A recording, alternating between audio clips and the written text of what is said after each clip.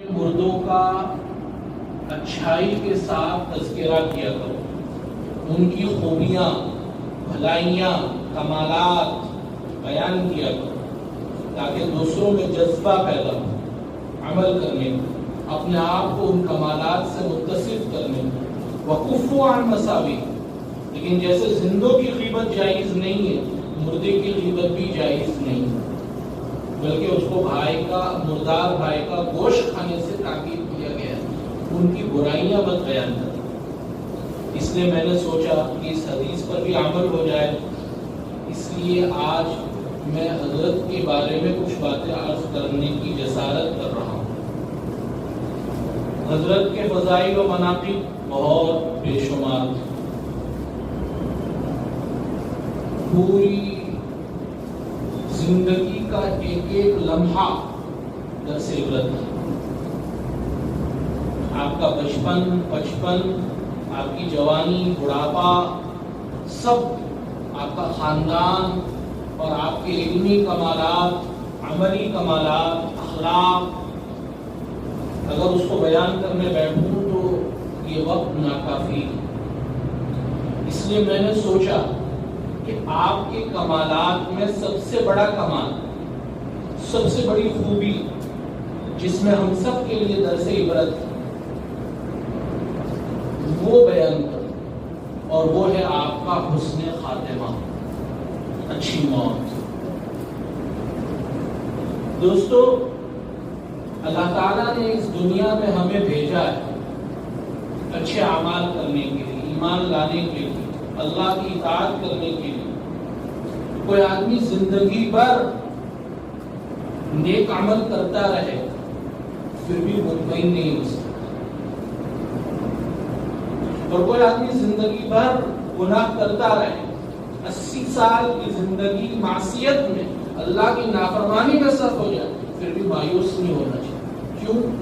بخاری شریف کی روایت ہے، اللہ کے رسول صلی اللہ علیہ وسلم نے ارشاد فرمایا، انما الاعمال بالخواتیم، اعمال کا دار و مدار تو خاتمے پر ہے، یعنی آخری زندگی میں، آخری وقت جو عمل کرے گا ویسا حساب ملے گا۔ اگر آخری وقت خاتمہ اچھا تو پھر جنت اور جنت کی نعمتیں، اللہ کا دیدار، اللہ کی رضا۔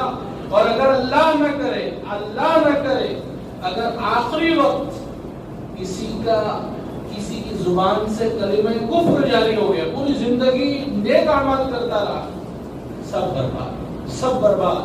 وَمَن يَرْتَدِدْ مِنكُمْ عَن دِينِهِ فَيَمُتْ وَهُوَ كَافِرٌ فَأُولَٰئِكَ حَبِطَتْ أَعْمَالُهُمْ فِي الدُّنْيَا وَالْآخِرَةِ۔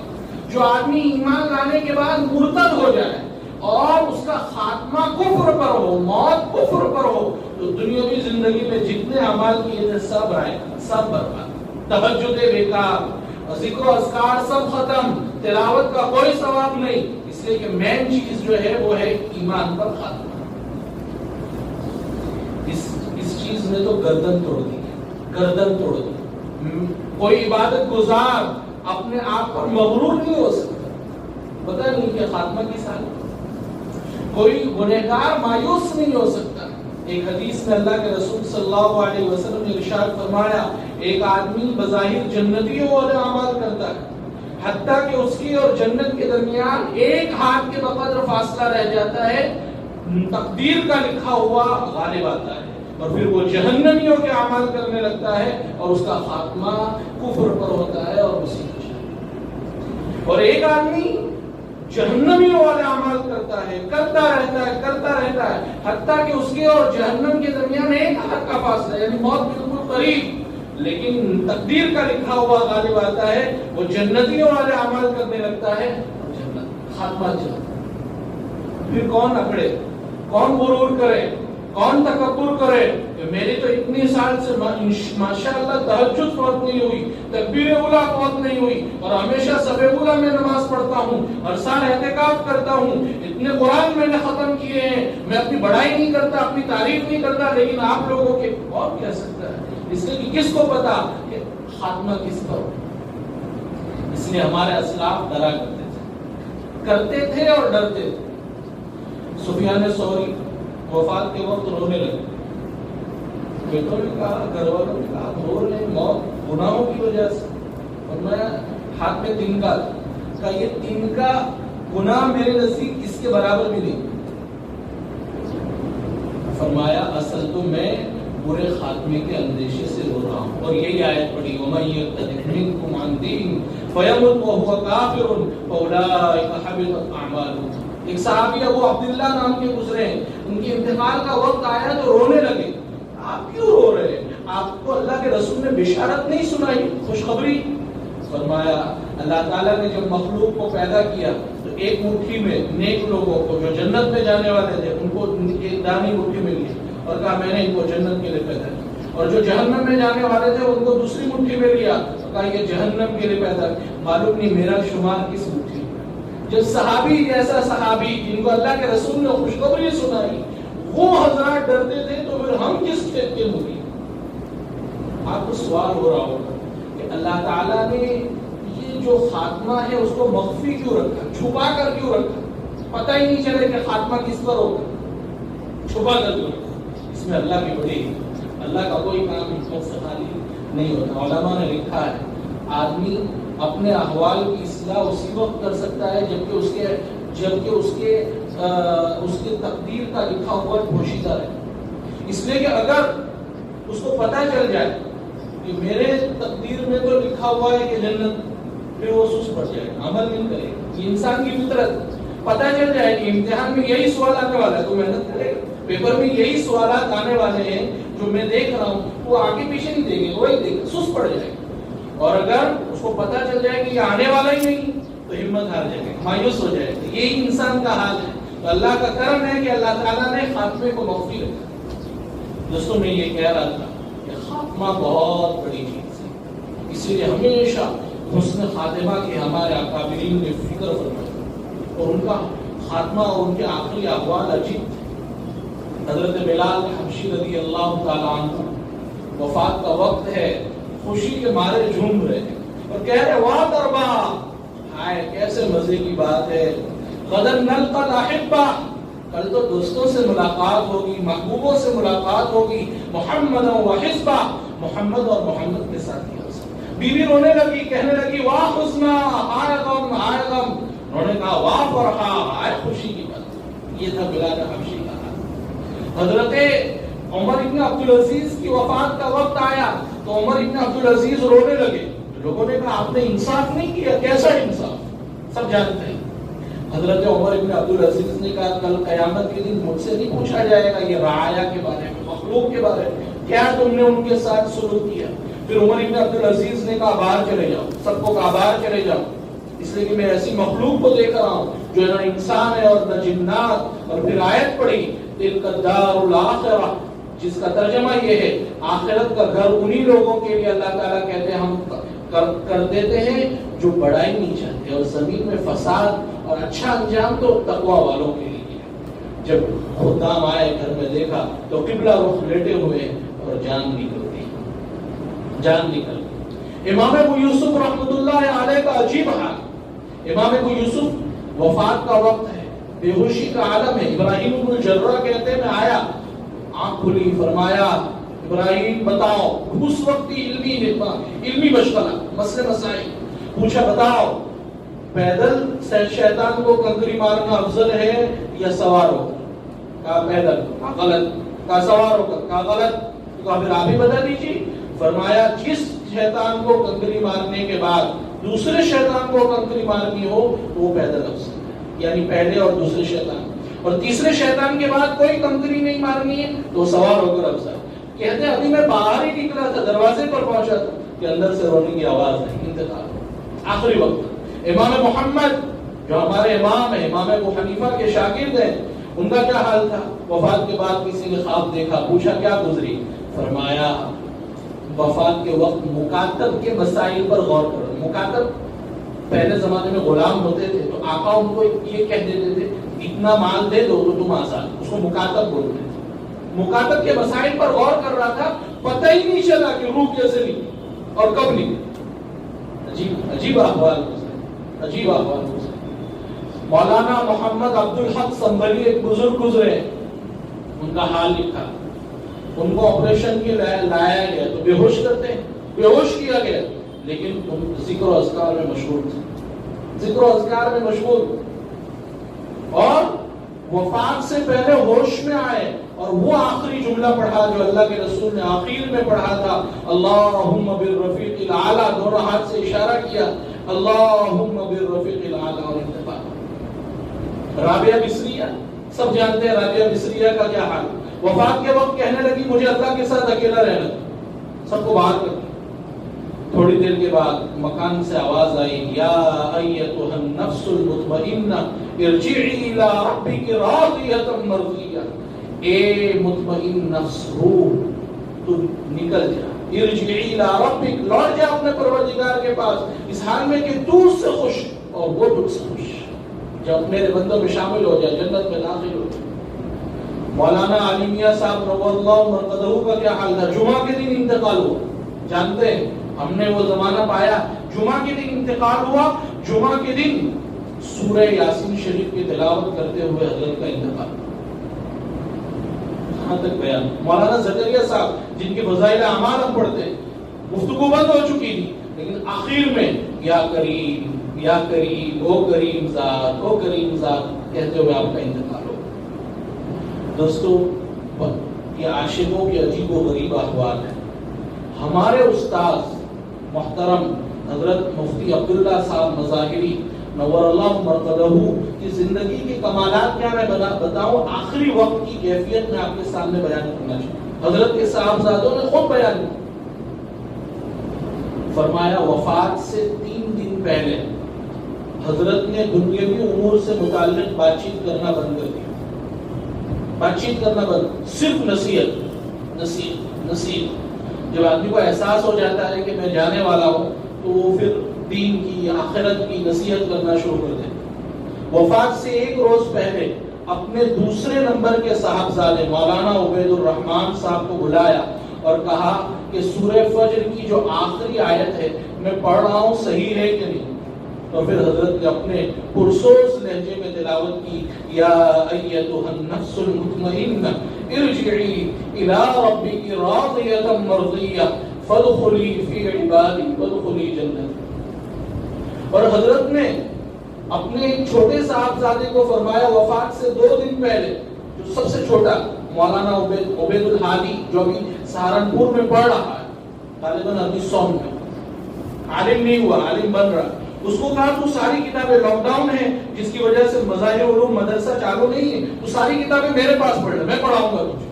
وفات سے 2 دن پہلے ان بھی حمایت دیکھی، اور پھر اس کو گجراتی میں سمجھا، وہ ویڈیو بھی وائرل ہوا ہے جس میں حضرت سمجھا اور کہا میں نے ایسا پڑھا ہے کہ ہر کتاب میں پہلا رینک بنایا، ہر کتاب میں پہلا رینک، اور استاد نے رینک بڑھ کر دیا، 20 نمبر آخری ہوتے تھے اس زمانے، 22 نمبر دی۔ عجیب، اپنے صاحبزادے سے فرمایا، اور پھر آخری وقت میں اپنے صاحبزادے سے کہا کہ سب کو بلا لو، جتنے بھائی بہن ہیں سب کو بلا لو۔ ماشاءاللہ 8 لڑکے اور جو سب عالم، حافظ، قاری، حضرت نے ان سے فرمایا کہ میں نے تم کو جس لائن پر لگایا ہے میں مطمئن ہوں، یعنی سب کو چاہتے تو بڑی بڑی ڈگریاں دلوا سکتے تھے، ڈاکٹر بنا سکتے تھے، ان کے پاس ایسے وسائل تھے اور ان کے پاس ایسے اسباب تھے، اور قطر جو 2 صاحبزادوں کو بھی بھیجا تو حضرت کی مرضی اس میں شامل نہیں، اپنی خوشی سے گئے، منع نہیں کیا، لیکن حضرت تو یہ چاہتے تھے کہ میرے سارے بیٹے پڑھنے پڑھانے میں لگے۔ بلکہ وفات سے تقریباً 1-2 ہفتہ پہلے مجھے فون کیا اور فرمایا کہ خوشخبری ہو، مولوی عبید الرحیم جن کو ہم بابو کہتے ہیں، بابو صاحب، وہ وہاں کوسمبا میں ان کو میں نے پڑھانے میں لگا دیا، ان کو کتابیں مل گئی، حدیث کی کتابیں مل گئی، اور کہا تم دعا کرو، میرا جو بڑا بیٹا ہے عبید اللہ جو ہمارے ساتھی ہے، وہ میرے لیے جیل اور کیس وغیرہ کے سلسلے میں دوڑتے رہتے ہیں، احمد آباد اور فلاں، یہ کیس سے فراغت ہو جائے تو میں اس کو بھی پڑھانے میں لگا۔ جب آدمی پر کسی چیز کی دھن سوار ہو جاتی ہے تو پھر وہ اپنے بیٹے کو، جو وکیل ہوتا ہے تو وکالت نہیں ڈالتا ہے، جو اپنے بیٹے کو ڈاکٹر ہوتا ہے وہ ڈاکٹری پڑھاتا ہے۔ حضرت کا عجیب حال۔ اور اس کے بعد وفات سے کچھ پہلے حضرت نے ذکر جہری شروع کر دیا، یعنی بلند آواز سے ذکر کر رہے تھے، اور کیا پڑھ رہے تھے؟ پہلا کلمہ کلمہ طیبہ لا الہ الا اللہ محمد الرسول اللہ صلی اللہ علیہ وسلم، اور حضرت دوسرا کلمہ اشہد ان لا الہ الا اللہ واشہد ان محمدا عبدہ ورسولہ، تیسرا کلمہ کلمہ تمجید سبحان اللہ والحمد للہ ولا الہ الا اللہ واللہ اکبر ولا حول ولا قوة الا، چوتھا کلمہ کلمہ توحید لا الہ الا اللہ وحدہ لا شریک، اور پھر وفات سے پہلے اپنے صاحبزادگان یا جو وہاں موجود تھے ان کو کہا مجھے قبلہ رخ لینا، اللہ کے رسول جس حالت میں آپ کا انتقال ہوا تھا اس حالت میں لوٹا، اور پھر اپنے بڑے بیٹے مولانا عبید اللہ صاحب سے کہا کہ اللہ کے رسول کی زبان سے آخری جملہ یہی نکلا تھا نا، اللہم بالرفیق الاعلی اللہم بالرفیق الاعلی اللہم بالرفیق الاعلی، اور پھر وہ لمبی روایت سنائی جس میں یہ تھا کہ اللہ حضرت عائشہ نے اللہ کے رسول کے انتقال کا پورا واقعہ بیان کیا۔ کتنا استہزاء جب آدمی قرآن سے تعلق رکھتا ہے، بلکہ وفات سے پہلے کی ویڈیو وائرل ہوئی، طالب علم عیادت کے لیے آیا تو حضرت اسے پوچھنے لگا بتاؤ قرآن میں وہ صورتیں کتنی ہیں جن کا نام اس صورت میں نہیں آیا، 114 صورتیں ہیں کا 3 صورتیں ایسی ہے جس کا نام قرآن میں اس صورت میں نہیں آیا۔ وہ طالب علم پریشان، کوئی بھی جاتا تھا تو اس سے علمی سوال، اس لیے لوگ ڈرتے تھے جانے کے لیے، ہماری ہمت نہیں ہوتی تھی، تو اس طالب علم سے فرمایا سورۃ الاخلاص قل هو اللہ، اس میں اخلاص کا لفظ نہیں، مضمون اخلاص کو ہے لیکن اخلاص کا لفظ نہیں، سورہ فاتحہ، فاتحہ کا لفظ الحمدللہ میں نہیں ہے، اور تیسرے نمبر پر فرمایا سورۃ الانبیاء، انبیاء کے واقعات تو ہے لیکن انبیاء کا لفظ ورڈ اس کے اندر نہیں۔ قرآن سے کیسا تعلق، مرتے مرتے قرآن اور حدیث، حدیث قرآن اور حدیث، اس سے اسلاف کی یادیں تازہ ہو جاتی۔ ابو زرعہ رازی ایک بہت بڑے محدث گزرے، ان کی وفات کا وقت تھا، اب ایسے موقع پر شریعت کی تعلیم یہ ہے کہ کلمہ پڑھایا جائے، تلقین کی جائے، لیکن وہ تو اتنے بڑے محدث، ان کو کیسے کہا جائے؟ دوسرے جو حضرات ابو حاتم رازی وغیرہ تھے انہوں نے حدیث پڑھنی شروع کی، حدثنا فلان حدثنا فلان، ان کو اچانک ہوش آیا اور انہوں نے پوری سند پڑھی، حدثنا فلان اخبرنا فلان، اور پھر فرمایا ان معاذ بن جبل قال سمعت رسول اللہ صلی اللہ علیہ وسلم یقول من کان آخر کلامہ لا الہ الا اللہ دخل الجنہ، جس کا آخری کلمہ لا الہ الا اللہ ہوگا وہ جنت میں جائے گا۔ دوستو اس طرح جان جعفری انہوں نے لا الہ الا اللہ کا اور انتقال، حضرت آخر میں یہی کلمات پڑھتے رہے، اور فجر کی اذان کے وقت ذکر کرتے ہوئے تقریباً 5:40 اور 5:45 کے درمیان منگل کی صبح میں حضرت کا وصال ہو گیا، اور ہزاروں سال کی بے قراری کو قرار آ گیا۔ انا للہ و انا الیہ، جب آدمی دین کے لیے اپنے آپ کو تج دیتا ہے، قربان کرتا ہے، اپنی اولاد اپنا سب کچھ رات دن، تو پھر اللہ تعالیٰ ایسے حسن خاتمہ سے اس کو نوازتا ہے۔ بس دوستو دعا ہمیں بھی کرنی چاہیے کہ اللہ ہمیں بھی حسن خاتمہ نصیب، حضرت کی زندگی یہ سبق دے رہی ہے کہ ہمیں بھی حسن خاتمہ، حضرت کا جو تکیہ کلام تھا، پیٹرن جملہ، مجھ سے جتنی مرتبہ بات ہوتی تھی الحمدللہ روز 3-4 دن میں بات ہو جاتی تھی فون پر، حضرت کا ایک ہی جملہ ہوتا تھا اللہ راضی ہو جائے، اللہ راضی ہو جائے، اس لیے کہ اس سے بڑھ کر کوئی نعمت نہیں، ورضوان من اللہ اکبر، حتیٰ کہ جنت سے بڑی نعمت یہ ہے، جنت ملے گی اس کو جس سے اللہ راضی ہو۔ اللہ تعالیٰ نے کیسی موت نصیب فرمائی۔ دوستو اخیر میں بس دعا فرمائے اللہ ہمیں بھی حسن خاتمہ نصیب فرمائے۔ حسن خاتمہ کے لیے بہت سے اعمال لکھے ہیں لیکن وقت نہیں کہ میں ان کو بیان کروں، البتہ دعا کا اہتمام کرنا چاہیے۔ ایک دعا اللہ کے رسول نے سکھلائی ہے، یا مقلب القلوب ثبت قلبی علی دینک، یا مقلب القلوب، اس لیے کہ شیطان اس وقت جو ہوتا ہے بہت سخت حملہ کرتا ہے، یا مقلب القلوب ثبت قلبی علی دینک۔ اور ایک دعا امام غزالی نے لکھی جو قرآن کی دعا ہے، ربنا لا تزغ قلوبنا بعد اذ هديتنا وهب لنا من لدنك رحمة انك انت الوهاب۔ اور ایک دعا حضرت یوسف کی قرآن میں بہت چھوٹی سی دعا، توفنی مسلمہ والحقنی بالصالحین، توفنی مسلمہ، اے اللہ مجھے مسلمان ہونے کی حالت میں موت دیجیے گا اور نیک لوگوں کے ساتھ مجھے لاحق کر دیجیے گا، میرا حشر ان لوگوں کے ساتھ توفنی مسلما والحقنی بالصالحین. اللہ کے رسول کی بہت ساری دعائیں ہیں. اللہم انی اسألک عیشۃ نقیہ ومیتۃ سویہ ومردا غیر مخزٍ ولا فاضح. اے اللہ میں تجھ سے صاف ستھری زندگی کا سوال کرتا ہوں، داغ دھبا نہ، کوئی انگلی رکھنے کا موقع نہ ملے، ومیتۃ سویہ، اور اچھی موت کا سوال. بری موت سے اللہ ہم سب کی حفاظت فرمائے. خواجہ عزیز الحسن مجذوب کے چند اشعار پر اپنی بات کو ختم کرتا ہوں. خواجہ صاحب دعائیہ اشعار میں فرماتے ہیں، دعا فرمائے دنیا سے اس طرح ہو رخصت غلام تیرا، دنیا سے اس طرح ہو رخصت غلام تیرا، ہو دل میں یاد تیری، ہو لب پہ نام تیرا. یعنی اللہ کی یاد دل میں ہو اور زبان پر اللہ کا نام ہو. ہر ماں سوا سے غافل شوق لقاء میں تیرے، تیری ملاقات کے شوق میں سب اللہ کے علاوہ سے غافل. ہو جان و دل سے حاضر سن کر پیام تیرا. ہے خوبی یہ دو عالم ایک حسن خاتمہ پر، دونوں جہاں بھی کی کامیابی کا مدار حسن خاتمہ پر ہے. خوبی یہ دو عالم ایک حسن خاتمہ پر، کرنا سر اس مہم کا ادنا ہے کام تیرا. ہمارا خاتمہ اچھا کر دینا یہ تیرے لیے بہت بائیں ہاتھ کا کھیل ہے جس کو ہم کہتے ہیں. آگے فرماتے ہیں رگ رگ میں مرتے دم ہو صدقے یقین کے باعث، رگ رگ میں ہو مرتے دم ہو صدقے یقین کے باعث. تیرے نبی کی وقعت اور احترام تیرا، منکر نکیر آ کر دے جانے یہ بشارت، تجھ کو رہے مبارک حسن ختام تیرا. فرشتے خوشخبری دیں. اللہ تعالیٰ ہم سب کو ایسی پاکیزہ موت نصیب فرمائے. بس اسی بات پر اپنی بات کو ختم کرتا ہوں. وآخر دعوانا الحمد. ایک بات جو مجھ سے رہ گئی وہ یہ کہ یہاں جب ذکر آیا اس مسجد کی زمین جو وقف کرنے والے حاجی الیاس خان صاحب، ان کے لیے بھی دعا کا اہتمام کرنا چاہیے. آپ جانتے ہیں یہ جو بقائے زمین ہے جنہوں نے وقف کیا تھا پورا، یہ صدقہ جاریہ ہے حاجی الیاس خان صاحب کے لیے، ان کے لیے بھی دعاؤں کا اہتمام کریں. اس اللہ کے بندے نے بھی دین کے لیے بڑی خدمت کی ہے. انشاءاللہ ہم ان کے لیے بھی اپنے طور پر سارے ثواب کا اہتمام کریں گے. وآخر دعوانا